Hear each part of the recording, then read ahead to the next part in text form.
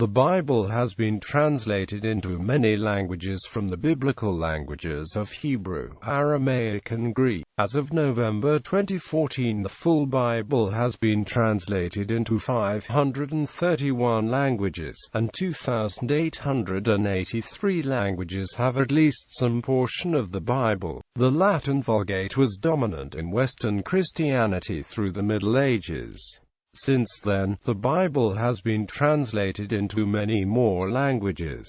English Bible translations also have a rich and varied history of more than a millennium.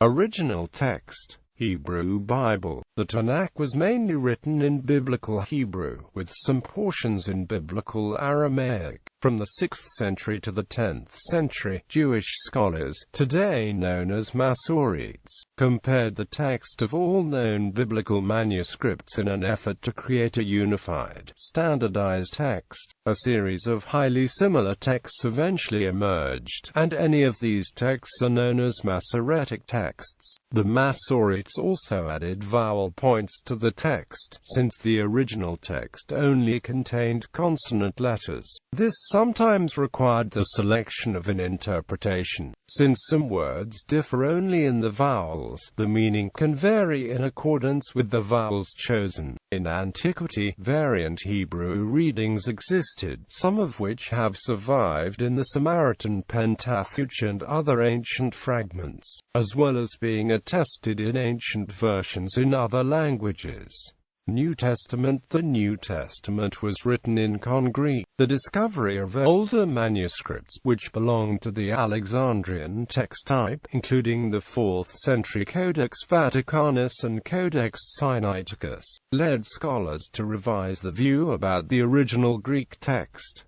Attempts to reconstruct the original text are called critical editions. Karl Lachmann based his critical edition of 1831 on manuscripts dating from the 4th century and earlier, to argue that the textus receptus must be corrected according to these earlier texts. However, there are some who believe that it has not been proven that these older manuscripts are in fact more reliable than the textus receptus. The autographs, the Greek manuscripts written by the original authors, have not survived. Scholars surmise the original Greek text from the versions that do survive. The three main textual traditions of the Greek New Testament are sometimes called the Alexandrian text type, the Byzantine text type, and the Western text type.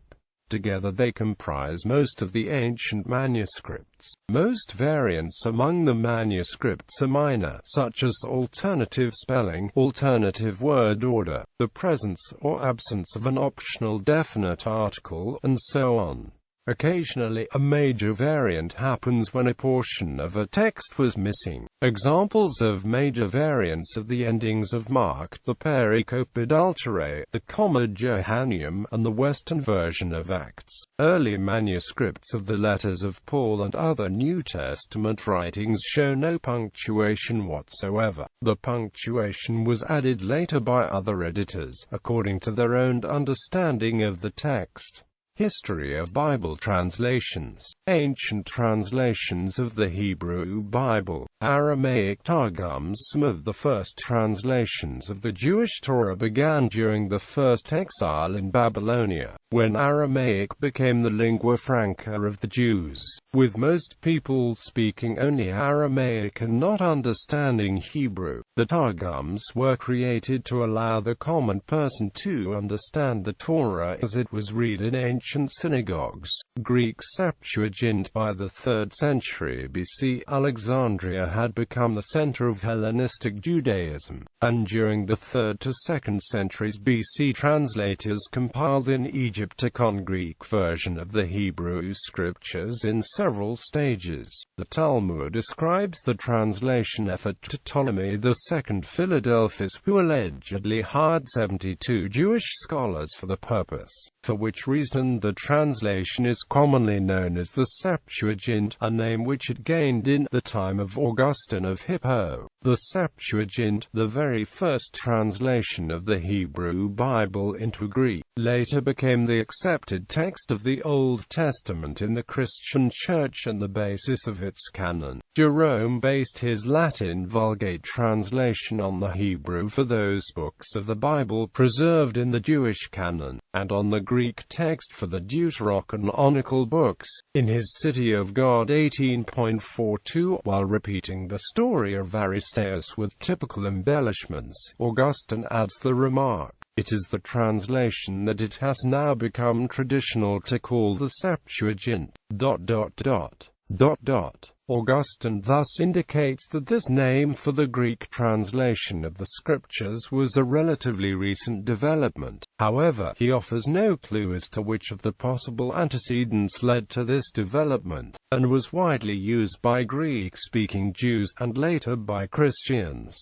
It differs somewhat from the later standardized Hebrew. This translation was promoted by way of a legend that 70 separate translators all produced identical texts, supposedly proving its accuracy. Versions of the Septuagint contain several passages and whole books not included in the Masoretic texts of the Tanakh. In some cases these editions were originally composed in Greek, while in other cases they are translations of Hebrew books, or of Hebrew variants not present in the Masoretic texts. Recent discoveries have shown that more of the Septuagint editions have a Hebrew origin than previously thought. While there are no complete surviving manuscripts of the Hebrew texts on which the Septuagint was based, many scholars believe that they represent a different textual tradition from the one that became the basis for the Masoretic texts. Early translations in late antiquity. Origen's hexapla placed side by side 6 versions of the Old Testament, including the 2nd century Greek translations of Aquila of Sinope and Symmachus the Ebionite. His eclectic recension of the Septuagint had a significant influence on the Old Testament text in several important manuscripts. The canonical Christian Bible was formally established by Bishop Cyril of Jerusalem in 350, confirmed by the Council of Laodicea in 363, and later established by Athanasius of Alexandria in 367, and Jerome's Vulgate Latin translation dates to between AD 382 and 420.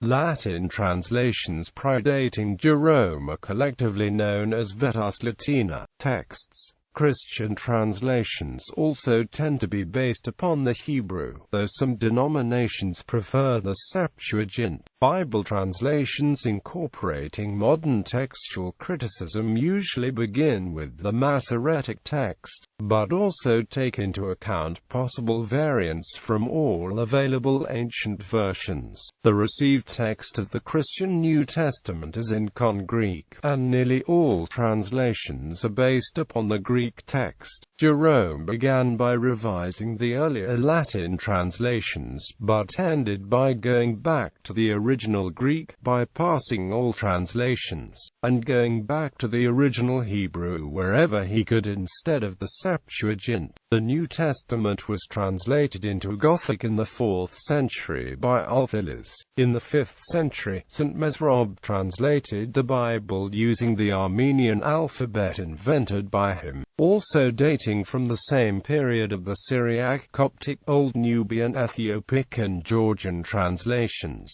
There are also several ancient translations, most important of which are in the Syriac dialect of Aramaic, in the Ethiopian language of Ge'ez, and in Latin. Wulfila, bishop of the Goths in what is now Bulgaria, translated the Bible into Gothic in the mid-4th century. In 331, the Emperor Constantine commissioned Eusebius to deliver 50 Bibles for the Church of Constantinople. Athanasius recorded Alexandrian scribes around 340 preparing Bibles for Constans.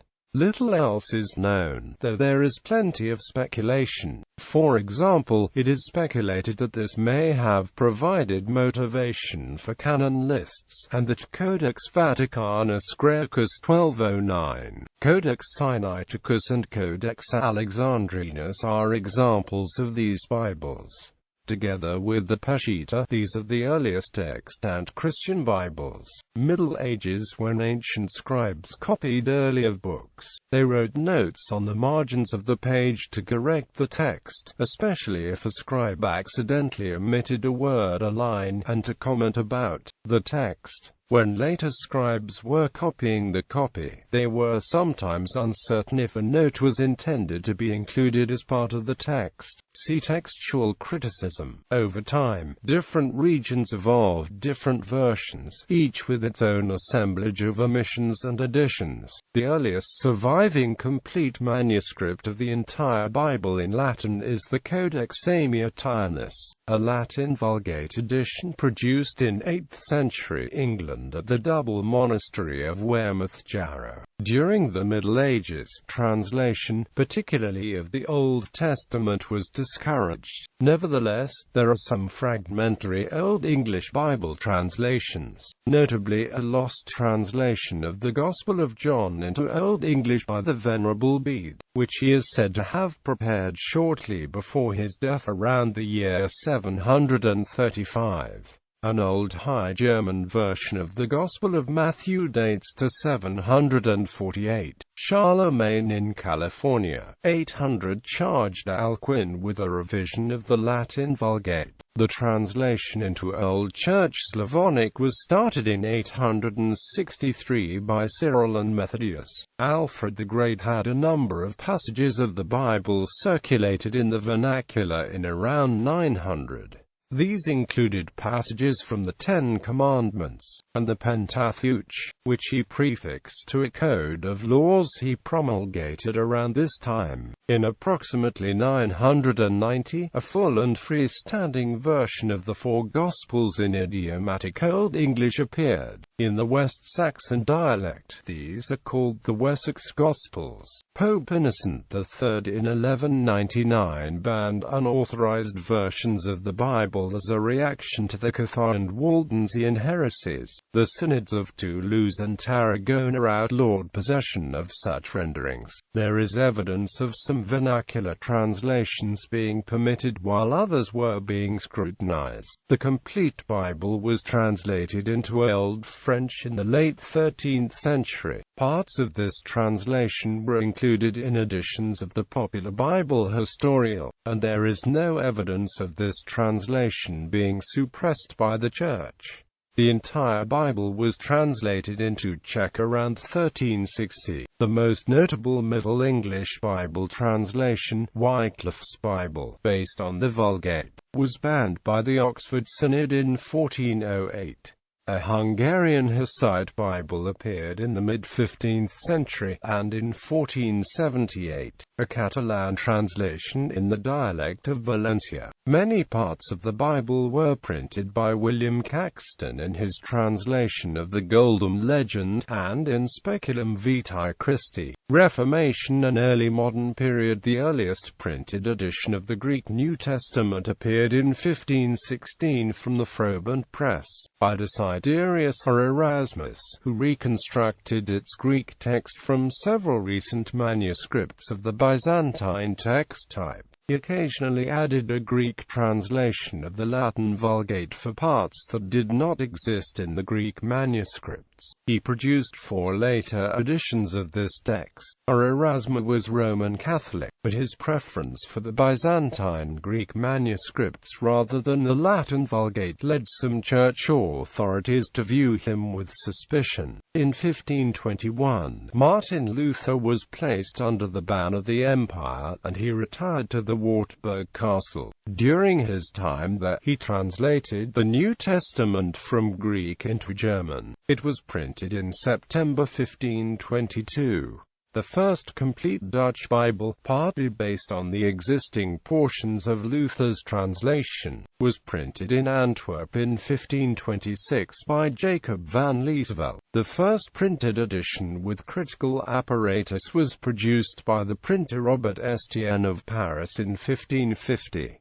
The Greek text of this edition and of those of Erasmus became known as the Textus Receptus, a name given to it in the Elsevier edition of 1633, which termed it as the Text Nunc ab Omnibus Receptum. The use of numbered chapters and verses was not introduced until the Middle Ages and later. The system used in English was developed by Stephanus. Later critical editions incorporate ongoing scholarly research, including discoveries of Greek papyrus fragments from near Alexandria, Egypt, that date in some cases within a few decades of the original New Testament writings. Today, most critical editions of the Greek New Testament, such as UBS 4 and NA 27, consider the Alexandrian text type corrected by papyri to be the Greek text that is closest to the original autographs. Their apparatus includes the result of votes among scholars, ranging from certain A to doubtful E, on which variants best preserve the original Greek text of the New Testament. Critical editions that rely primarily on the Alexandrian text type and from nearly all modern translations. For reasons of tradition, however, some translators prefer to use the Textus Receptus for the Greek text, or use the majority text which is similar to it but is a critical edition that relies on earlier manuscripts of the Byzantine text type. Among these, some argue that the Byzantine tradition contains scribal editions, but these later interpolations preserve the orthodox interpretations of the biblical text as part of the ongoing Christian experience, and in this sense are authoritative. Distrust of the textual basis of modern translations has contributed to the King James-only movement. The churches of the Protestant Reformation translated the Greek of the Textus Receptus to produce vernacular Bibles, such as the German Luther Bible, the Polish Brest Bible, the Spanish Biblia del Oso, which later became the Reina Valera Bible upon its first revision in 1602, the Czech Milantrich Bible and Bible of Kralis, and numerous English translations of the Bible. Tyndale's New Testament translation and his translation of the Pentateuch and the Book of Jonah were met with heavy sanctions given the widespread belief that Tyndale changed the Bible as he attempted to translate it. Tyndale's unfinished work, cut short by his execution, was supplemented by Miles Coverdale and published under a pseudonym to create the Matthew Bible, the first complete English translation of the Bible. Attempts at an authoritative English Bible for the Church of England would include the Great Bible of 1538, the Bishop's Bible of 1568, and the Authorized Version of 1611, the last of which would become a standard for English-speaking Christians for several centuries. The first complete French Bible was a translation by Jacques Lefebvre de Taples, published in 1530 in Antwerp. The Froschauer Bible of 1531 and the Luther Bible of 1534 were an important part of the Reformation. The first English translations of Psalms, Isaiah, Proverbs, Ecclesiastes, Jeremiah and Lamentations were executed by the Protestant Bible translator George Joy in Antwerp. In 1535 Miles Coverdale published the first complete English Bible, also in Antwerp. By 1578 both Old and New Testaments were translated to Slovene by the Protestant writer and theologian Jure Dalmatian. The work was printed, not printed, until 1583. The Slovenes thus became the 12th nation in the world with a complete Bible in the language. The translation of the New Testament was based on the work by Dalmatian's mentor, the Protestant Primoz Truba, who published the translation of the Gospel of Matthew already in 1555 and the entire Testament by parts until 1577. Samuel Boguslaw Kalinski translated and published the first Bible translation into Lithuanian. Modern translation efforts. The Bible is the most translated book in the world. The United Bible Societies announced that as of the 31st of December 2007, the complete Bible was available in 438 languages, 123 of which included the deuterocanonical material as well as the Tanakh and New Testament. Either the Tanakh or the New Testament was available in an additional 1,168 languages. In 1999, Wycliffe Bible Translators announced Vision 2025, a project that intends to commence Bible translation in every remaining language community by 2025. As of the 1st of October 2015, they estimate that around 165 to 180 million people speak those 1,800 languages where translation work still needs to begin. Wycliffe also stated that parts of the Bible are available in approximately 2,900 out of the 6,877 known languages, and that there are currently 554 languages with a complete Bible translation. The New Testament is available in 1,333 languages, and many more have at least one book of the Bible available. Differences in Bible translations. Dynamic or formal translation policy. A variety of linguistic, philological and ideological approaches to translation have been used inside the Bible translation community. These are commonly categorized as dynamic equivalence translation, formal equivalence translation, idiomatic or paraphrastic translation, as used by the late Kenneth N. Taylor, though modern linguists such as Bible scholar Dr. Joel Hoffman disagrees with this classification, as Hebrew and Greek, the original languages of the Bible, like all languages, have some idioms and concepts not easily translated. There is in some cases an ongoing critical tension about whether it is better to give a word-for-word translation or to give a translation that gives a parallel idiom in the target language. For instance, in the New American Bible, which is the English language Catholic translation, as well as Protestant translations like the King James Version, the Darby Bible, the New Revised Standard Version, the Modern Literal Version, and the New American Standard Bible are seen as more literal translations,